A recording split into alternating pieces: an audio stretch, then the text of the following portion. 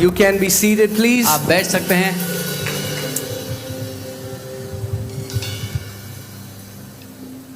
And even though you are seated, pray that Jesus, I know that you will talk to me this morning. और जब आप बैठे हैं वचन सुन रहे हैं तो ये यीशु से कहेंगे, यीशु मैं जानता हूँ आप आज मुझसे बात करेंगे.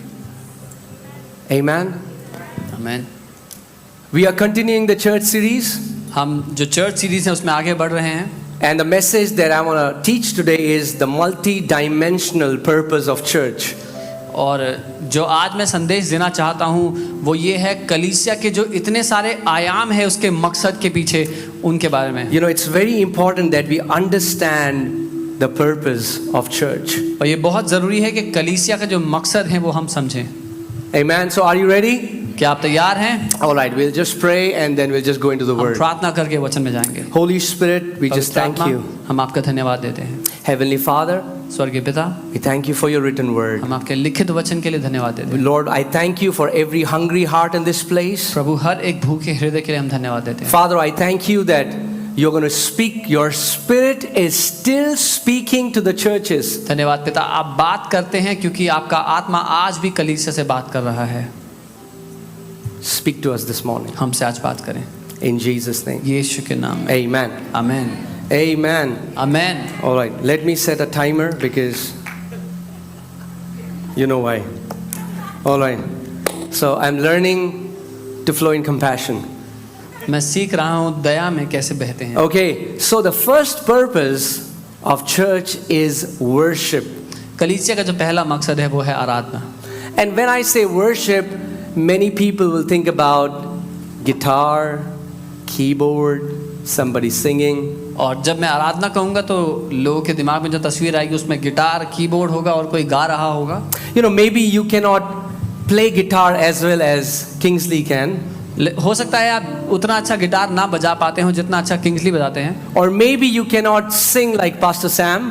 या आप मेरी तरह गा नहीं सकते. But I want to tell you, लेकिन मैं आपको बताना चाहता हूँ if you love God, अगर if आप you love your daddy God, you are a worshipper Come on. of Lord Jesus Christ of Nazareth. अगर आप अपने परमेश्वर पिता से प्यार करते हैं तो आप उसके आराधक हैं.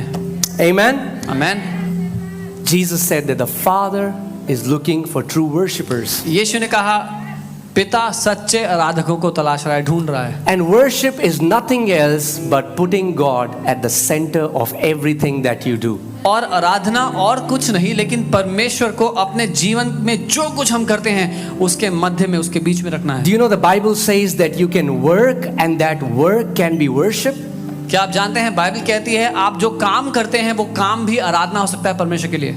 If you dedicate your work to the Lord, it is worship to Him. जो नौकरी जो व्यवसाय जो काम आप कर रहे हैं अगर वो परमेश्वर के प्रति समर्पित कर दे तो वो उसके लिए आराधना है. When you're taking care of your family, knowing that it's His family, that's worship. जब आप अपने परिवार की देखभाल करते हैं ये जानते हुए कि ये परमेश्वर का परिवार है तो ये उसके लिए आराधना है. When you give a glass of water to someone, it's worship to Him. जब आप किसी को पानी का एक गिलास देते हैं तो ये पिता के लिए आराधना है. Amen.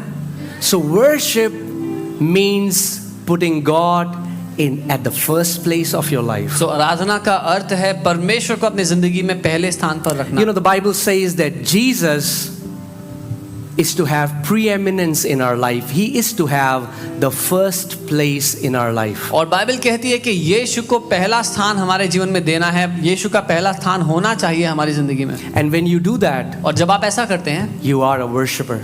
तो आप एक आराधक हैं. Maybe if you sing and people run away, हो सकता है आप गाएं और लोग भाग जाएं, but still you can be a true worshipper if you keep God at the center of your life. लेकिन फिर भी आप एक सच्चे आराधक हो सकते हैं अगर आप परमेश्वर को अपनी जिंदगी के बीच में रखेंगे तो. You know, God gave 10 commandments to Moses, and then there are 613 commandments in the Old Testament. परमेश्वर ने मूसा को 10 मुख्य आज्ञाएं दी, उसके बाद 633 कुछ आज्ञाएं हैं पुराने And नियम. religious leaders made them more than 2,000 commandments. और जो धार्मिक अगुवे थे उन्होंने उसको बांट के 2000 से ऊपर आज्ञाएं बना दिया. And people got burdened by them. और लोग उसके बोझ के तले दब गए. Can you imagine you memorizing all the 2,000 commandments that you have to obey? क्या आप कल्पना कर सकते हैं 2000 से ज्यादा आज्ञाएं हैं जिनको याद रखना है तभी तो मान पाएंगे. So a person came to Jesus and he said, tell me what is the greatest commandment? तो एक व्यक्ति यीशु के पास आया और बोला सबसे बड़ी आज्ञा क्या है वो बताओ। And Jesus said, और यीशु ने कहा love the Lord with all your heart, with all your soul, with all your mind. This is the first and the great commandment. और यीशु ने कहा अपने परमेश्वर को अपने मन प्राण और आत्मा से पूरी तरह प्यार करो, ये सबसे बड़ी और सबसे पहली आज्ञा है। And he said the second is love your neighbor as you love yourself. और उसने कहा दूसरी जो सबसे बड़ी आज्ञा है वो ये है कि अपने पड़ोसी से अपने जैसा अपने समान प्रेम करो। What he was saying was, वो ये कह रहा था there are two most important things in your life. आपकी जिंदगी में दो सबसे महत्वपूर्ण बातें हैं। First is God पहला परमेश्वर है, and second are the people. दूसरा उसके लोग। It's not your job, आपका काम, आपकी it's नौकरी not your नहीं, business, आपका व्यवसाय नहीं, it's not what you're after. जो आप ढूंढ रहे हैं जिसके पीछे हैं वो नहीं, It's Heavenly Father वो and His स्वर्गीय पिता family. और स्वर्गीय पिता का परिवार। Amen? Amen. But I also want to tell you this, that you can never love Him without knowing how much you are loved. लेकिन मैं ये भी बताना चाहता हूँ कि आप कभी उससे उतना प्यार कर ही नहीं पाएंगे जब तक आपको ये नहीं पता हो कि वो आपसे कितना प्यार करता है। It's only those who know how much they are loved know how to love Him.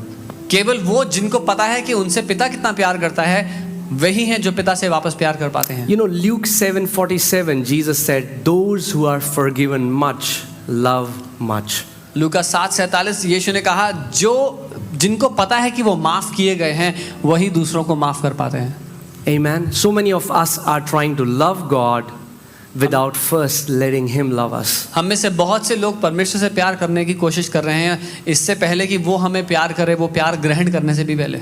Let Him love you first. इसीलिए पहले उसको अपने आप से प्यार करने And then your love for Him will just be a response, His love. It would be a response of His love towards you. तब आपका जो प्यार है उसके प्रति वो अपने आप एक उत्तर होगा या प्रति उत्तर होगा उसके प्यार के लिए जो वो आपसे कर रहा है। Amen. I want to tell you a love story this morning. मैं आपको आज सुबह एक प्रेम गाथा बताना चाहता हूँ। Are you ready? तैयार हैं? Because worship is love for me. I mean, like, worship is pure love. क्योंकि मेरे लिए आराधना शुद्ध प्रेम है। We can never worship Him without loving Him. हम बिना उससे प्यार किए उसकी आराधना नहीं कर सकते। Otherwise, the Bible says we will be sounding cymbals. We will be instruments that make noise. नहीं तो बाइबल कहती है कि हम झनझनाती हुई झांझ जैसे आवाज शोर करने वाले साज होंगे जिनमें कोई आराधना नहीं है। I want to tell you a story of a young prophet from the Bible called Hosea. मैं बाइबल से एक जवान भविष्यद्वक्ता होशिया के बारे में बात करना चाहता हूँ। A young prophet, एक जवान भविष्यद्वक्ता, was not married, उसकी शादी नहीं हुई, had an amazing reputation. एक बहुत अच्छी हैसियत थी उसकी समाज में। People used to come to him to get guidance from God. लोग उसके पास आते थे परमेश्वर से सुनने के लिए। Now Hosea wanted to get married. होशिया शादी करना चाहता था And in his time, you know, people were not committed to God. और उसके समय में लोग परमेश्वर के प्रति विश्वास योग्य नहीं थे। They would go back to different gods. वो अलग अलग ईश्वरों की पूजा करने जाते बार बार। So God told this prophet Hosea, तो परमेश्वर ने होशिया से कहा इस भविष्यद्वक्ता से, I want you to go and marry a woman. मैं चाहता हूँ कि तू जा एक स्त्री से शादी कर। Her name was Gomer, उसका नाम गोमर था and she was a former prostitute. और वो पहले एक वैश्या थी। I'm sure Hosea would have think, Lord, don't you know who I am? I am a man of God. I am a prophet of God. और पक्का होशिया ने सोचा होगा प्रभु आपको नहीं पता मैं कौन हूँ, मैं तो परमेश्वर का दास हूँ। Lord, don't you know who that woman is? क्या आपको नहीं पता प्रभु वो औरत कौन है? But he went ahead and he married her. लेकिन उसने ऐसा ही किया, वो गया उसने शादी की उससे। Things were great. बहुत अच्छा चल रहा था सब कुछ। They had a son. उनका एक बेटा हुआ, They both were in love. दोनों को प्यार था एक दूसरे से। But when Hosea, after some time, when Hosea would go out to minister, और कुछ समय बाद जब होशिया बाहर जाता है सेवकाई करने के लिए, Gomer backslid and started finding other lovers जो गोमर थी वो वापस अपने लिए दूसरे प्रेमी ढूंढने लगी and had 2 more sons, but not with her husband. और उसके और 2 बेटे हुए लेकिन होशिया के साथ नहीं। And the Bible says he loved her. और बाइबल कहती है कि होशिया उससे प्यार करता था। She became the talk of the town. Everybody knew about her affairs. वो पूरे शहर के लिए चुगली का हिस्सा बन गई, सबको पता था उसके ज़िंदगी के बारे में। But Hosea didn't give up on her. लेकिन होशिया ने उस पर हार नहीं मानी। He pleaded. वो विनती करता रहा, She would come back for some time, वो उसके पास वापस आती कुछ समय के लिए, then again leave him. फिर वापस उसको छोड़ के चली जाती, Then again come back for some फिर आती time, उसके पास, then leave him. फिर छोड़ के चली Then जाती। finally a day, फिर अंत में एक दिन आया, she left him. उसको छोड़ के चली गई। Hosea got up in the morning and saw that Gomer is not there. होशिया सुबह उठा और देखा कि घर में गोमर नहीं है। And the Bible says after some years, और बाइबल कहती है कुछ सालों के बाद he got to know उसको मालूम हुआ about Gomer. गोमर के बारे में। She was being sold as a slave in the Red District market. उसको एक दासी के रूप में बेचा जा रहा था वैश्यावृत्ति के बाजार में। Completely wretched situation. पूरी तरह खराब परिस्थिति में थी वो। All the lovers that said and promised that they loved her had forsaken her. वो सारे प्रेमी जिन्होंने वादा किया था कि मैं तुमसे बहुत प्यार करता हूँ, उन्होंने उसको धोखा दिया और उसको छोड़ दिया था। She was being sold as a slave in a wretched situation. एक दासी के रूप में एक अभद्र हालत में वो बेची जा रही थी। Dirty, गंदगी में, abused, उसका फायदा उठाया गया, clothes being torn. उसके फटे हुए कपड़े हाल थे। And the Lord said to Hosea, go and get your wife and bring her back home. और प्रभु ने होशिया से कहा, जा अपनी पत्नी को वापस अपने घर लेकर गया। And Hosea went, और होशिया गया, saw her being sold as a slave उसको बिकते हुए at देखा the वहाँ पर। auction center. ऑक्शन सेंटर में उसको बिकते हुए देखा, Went to her. उसके पास गया। You know, this is what I think, that she would have been so full of shame that she wouldn't even had the courage to look at Hosea's eyes. और मुझे ऐसा लगता है कि वो शर्म से इतनी शर्मसार होगी कि उसकी हिम्मत नहीं हो रही होगी होशिया की आंखों में देखने की। And Hosea told her, I'm going to get you out. और होशिया ने उससे कहा, मैं तुझे यहाँ से बाहर निकाल रहा हूँ। So the master, the man who was in charge, told Hosea, you aren't taking her anywhere. She is my property. और जो मालिक था उसको बेचने वाला, उसने कहा कि कहीं नहीं लेके जा रहा, तो इसको ये मेरी संपत्ति है। And Hosea paid 15 shekels, 5 barley loaves, to redeem Gomer. और होशिया ने 15 शिकेल और 5 बार्ले की रोटियां दी उसको छुड़ाने के लिए, जौ की रोटियां। What's so amazing about this love story? इस प्रेम कहानी की बहुत अद्भुत बात क्या है That Hosea is God in this story, कि इस कहानी में होशिया परमेश्वर को प्रदर्शित करता है, and Gomer is you and me. और वो जो गोमर है वो आप और मैं है। We have been so unfaithful so many times, हम इतनी दफ़ा इतने अविश्वास योग्य रहे, coming and going, leaving him. उसके करीब आना और उसको छोड़ के चले जाना, उससे दूर जाना। But you know what? लेकिन पता He है, has made a commitment. उसने ये वाचा बांधी, ये वादा किया है He said, I will never leave you nor forsake you. कि मैं तुझे कभी नहीं छोड़ूंगा और ना ही कभी त्यागूंगा।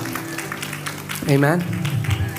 He said, I have loved you with an everlasting love, and with my tender kindness I have drawn you towards me. उसने कहा, मैंने तुझे अनंत के प्रेम से प्रेम किया है और अपनी बड़ी दया के कारण अपनी ओर बुलाया है। Amen.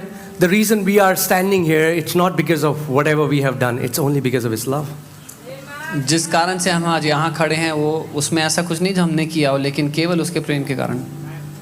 And for many of us, He has pursued us, persuaded us, requested us, like Hosea did with Gomer. और हम में से बहुतों के लिए उसने दरख्वास्त की है, हमसे बार बार विनतियाँ की हैं, हमारा पीछा किया है, हमें ढूंढ कर निकाला है बार बार, जैसे होशिया ने गोमर के साथ किया। Like Hosea, होशिया की तरह we were not redeemed with 15 shekels, but He gave His own blood to redeem us from the hands of the enemy. होशिया ने 15 शेकल दिए, लेकिन परमेश्वर ने अपना खुद का लहू बहाया हमें दुश्मन के हाथ से छुड़ाने के लिए। I just pray that we would really understand His love and value it. मैं बस यही प्रार्थना करता हूँ कि उसके प्रेम को हम सच में समझ जाएं और उसकी कीमत जान जाएं। My prayer for you is not that you would love God more. My prayer for you is you would know how much you are loved. And the day you know how much you are loved, you will be the laid down lovers of Jesus. मेरी प्रार्थना आपके लिए ये नहीं है कि आप परमेश्वर से बहुत ज़्यादा प्यार करो, लेकिन ये है कि सच में आप जान लो कि परमेश्वर आपसे कितना प्यार करता है, क्योंकि जिस दिन आपको ये पता लग गया, आप उसके लिए जीवन न्यौछावर करने वाले दीवाने प्रेमी हो जाएंगे। Amen. Worship is nothing but loving Him. आराधना और कुछ नहीं लेकिन उससे प्यार करना है। Loving Him with all our heart, loving Him with our time, with our talent, with our money, with whatever we have. We're responding back to His love. अपने पूरे हृदय से, पूरे समय से, पूरा पैसा, पूरा टैलेंट, जो कुछ हमारे पास है उस सब से उससे प्यार करना ही आराधना है। Amen. And many times we find out different lovers like Gomer did in the world. और कई बार हम दूसरे प्रेमी ढूंढते हैं अपने लिए, जैसे गोमर ने किया दुनिया में। But I want to tell you that, you know, Hosea had all the right to turn his back on Gomer. और मैं कहता हूँ कि होशिया का पूरा अधिकार था कि अपनी पीठ मोड़ ले गोमर की ओर और दूर चला जाए उससे। You know, but the Bible says he had this unending love towards his wife. लेकिन बाइबल ऐसा कहती है होशिया के बारे में कि उसका एक अंत ना होने वाला प्रेम था अपनी पत्नी की ओर। And that's what the Bible says. He has loved us with an everlasting love. It's a love that is never going to end. और यही है जो बाइबल कहती है, परमेश्वर ने हमसे अनंत के प्रेम से प्रेम किया है। वो ऐसा प्रेम है जिसका अंत है ही नहीं। Amen.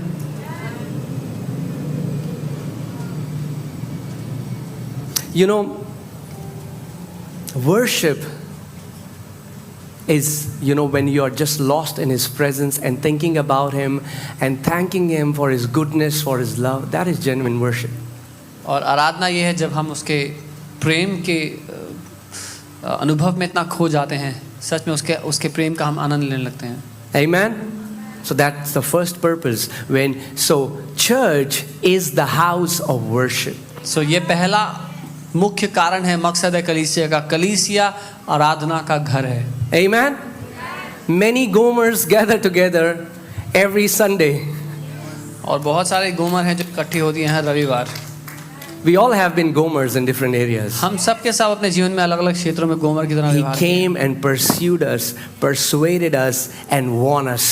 लेकिन वो आया, हमारा पीछा किया और हमें जीत लिया। And that's why we gather every Sunday and we magnify His name, we worship Him, we love Him, and we say that our Father is a good, good Father. और इसीलिए हम हर रविवार इकट्ठे होते हैं, उसकी आराधना करते हैं और ये कहते हैं कि हमारा पिता सच में भला है। Amen. So that's the first purpose. ये पहला कारण है, Worship. Aradhana. Second is fellowship. दूसरा है सहभागिता। Write down if you're साथ writing it मिलना। down. Fellowship.